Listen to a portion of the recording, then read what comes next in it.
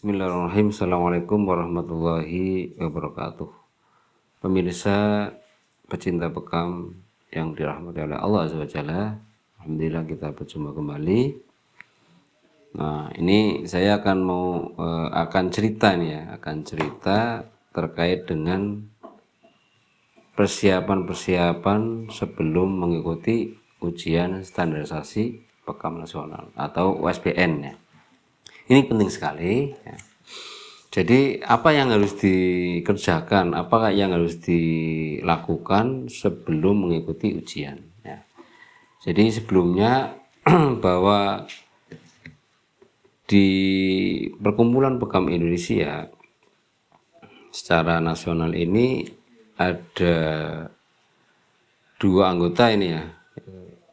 Dua anggota ini di luar penasehat, pembina, ya kan, struktur kepengurusan itu ini di luar ya. Jadi ini keanggotaan ya, itu ada dua, anggota muda dan anggota ya istilahnya anggota yang memang sudah secara pencatatannya sudah diterima itu, dan data itu sudah masuk ke pusat ya. Itu kalau anggota yang sudah ya intinya anggota biasa lah itu. Berarti anggota muda, anggota bukan senior tapi anggota yang memang sudah memenuhi syarat ya sebagai anggota, yaitu yang sudah mengikuti ujian Bekam nasional, kemudian sudah hasil ya predikat ya, hasil nilainya itu predikatnya sudah lulus ya, sudah lulus ujian itu. Jadi kalau anggota muda itu adalah yang sudah paham, sudah tahu keilmuan tentang SOP Bekam, karena mengerjakannya itu lewat pelatihan di LKP Mitra PBI itu. Maka setelah sudah melalui pembelajaran itu kan dia secara praktek sudah tahu itu dia sudah anggota muda karena sudah dikenalkan SOP PBI ya, SOP Bekam di PBI ya. Ini saya internasional ya, nasional bahkan mancanegara sudah standar lah semuanya karena ada buku panduannya. Dan ini sama Hongkong, Singapura, Brunei, Malaysia misalnya, yang dia orang Indonesia kemudian praktisi Bekam pengen menjadi anggota ya sudah, dia berarti pembelajaran yang di LKP Mitra, maka dia dapat buku ini ya. Jadi insya Allah akan satu frekuensi ya, tata caranya itu insya Allah sama, lebih kurang sama ya. Maka di perubahan ADART ya ketika Rakernas dan Mukernas ya, intinya ada tambahan istilah anggota muda dan anggota yang memang sudah memenuhi syarat sebagai anggota, yaitu anggota biasa PBI. Oke. Nah, anggota muda itu adalah yang sudah melalui pembelajaran melalui LKP Mitra PBI. Alhamdulillah ini di Lebak Mas juga sudah menjadi mitra PBI. Baik, nah ketika kita mau persiapan menjadi anggota biasa, anggota yang sudah sesuai persyaratan ya, maka perlu ada hal-hal yang harus dikerjakan. Syaratnya diantaranya adalah ini ada, kalau pelatihan nanti di LKP itu akan dibagi lembar data pasien atau klien praktek Bekam. Ya, ini data kliennya ini seperti ini ya. Ini sengaja kolomnya seperti yang diujikan nanti biar terbiasa, sehingga nanti kalau ujian itu nanti sudah terlatih ya di pengumpulan lembar data klien. Nah, ini yang diminta oleh PBI ya, mengikuti juknis itu 30 data klien, berarti harus mengumpulkan data klien 30 data 30 lembar, berarti 30 orang, 30 klien atau pasien. Jadi pasien satu itu enggak boleh, dua ini enggak boleh. Jadi satu pasien, satu data klien, satu lembar ini. Ini 30 ya. 30 data klien dikumpulkan ya. Di situ ada hari tanggal, nama pasien, keluhan utama, keluhan tambahan, riwayat penyakit, hasil pemeriksaan, kesimpulan diagnosa, saran dan anjuran ya. Kemudian titik pekam yang digunakan itu nanti di gambar ini dibunderin ya. Misalnya alkahil ya, berarti nanti titik alkahil dibunderin, nanti ditandatangani oleh pemeriksa ya, atau praktisi pekamnya ini ya, itu menandatangani. Nah itu sebanyak 30 lembar. Nah untuk cara ngisinya itu insya Allah ya sudah, kalau sudah mengikuti pelatihan pekam yang di LKP yang sudah bermitra dengan PPI, insya Allah nanti akan diajari cara ngisinya ya, cara ngisinya form ini ya.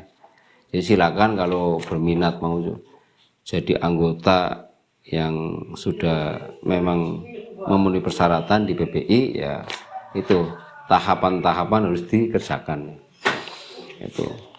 Oke, nah setelah mengumpulkan 30 data klien ini ya, itu berarti diakui bahwa dia memang sudah praktek pekam, layak untuk mengikuti ujian standarisasi pekam nasional. Nah ini itu memang aturan itu dibikin supaya jangan sampai ada orang yang baru belajar pekam kemudian langsung ikut ujian, padahal dia belum familiar, belum berpengalaman berpekam. Nanti dikhawatirkan ketika ujian tidak lulus, kan sayang, sudah mengeluarkan biaya ya, mengeluarkan artinya menyempatkan waktu, pikiran, kemudian tenaga, itu tidak lulus kan harus ngulang ya, harus ngulang.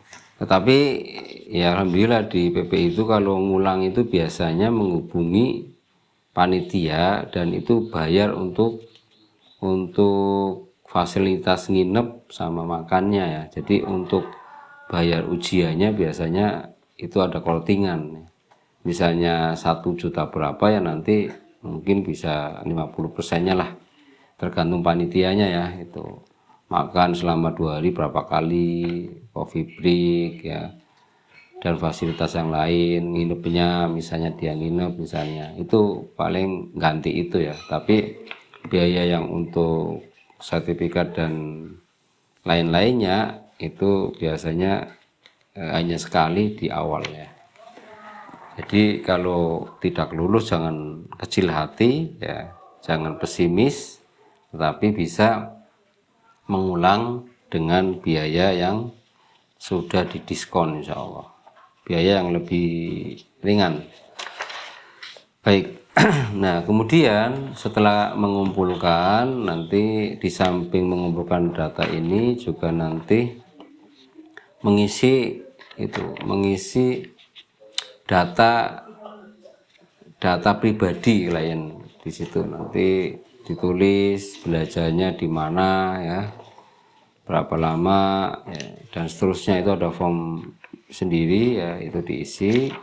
Kemudian biasanya sama KTP, nanti fotokopi sertifikat berhologram yang dikeluarkan dari LKP Mitra ya, itu ya. Jadi 30 data klien, fotokopi sertifikat ya, pembelajaran atau pelatihan pekam di LKP yang dikeluarkan oleh LKP yang sudah bermitra dan dia masih aktif ya. Itu kemudian biaya sesuai dengan di flyer ya, biasanya biaya. Kemudian peralatan komplit semua disiapkan, dan idealnya memang yang mau ikut ujian itu berarti dia ya harus membawa alat sendiri, itu konsekuensinya. Itu yang terbaik begitu. Kayak pendidikan non formal lainnya ya, yang masuk dalam LKP ya, lembaga kursus atau LPK, jadi pendidikan non formal itu ya. Seperti misalnya kalau dia rias pengantin kan berarti semua peralatan terkait dengan masalah rias pengantin dia bawa sendiri, idealnya begitu. Maka bekam pun dia harus punya alat komplit sendiri, dan kalau ujian itu ya dipakai alat komplit itu gitu. Jangan pinjem gitu ya. Jangan pinjem temennya, harus punya sendiri. Nah, karena itu sebagai bukti bahwa dia memang sudah praktek ke pasien dengan alat tersebut, maka dibawa komplit untuk mengikuti ujian standarisasi bekam nasional.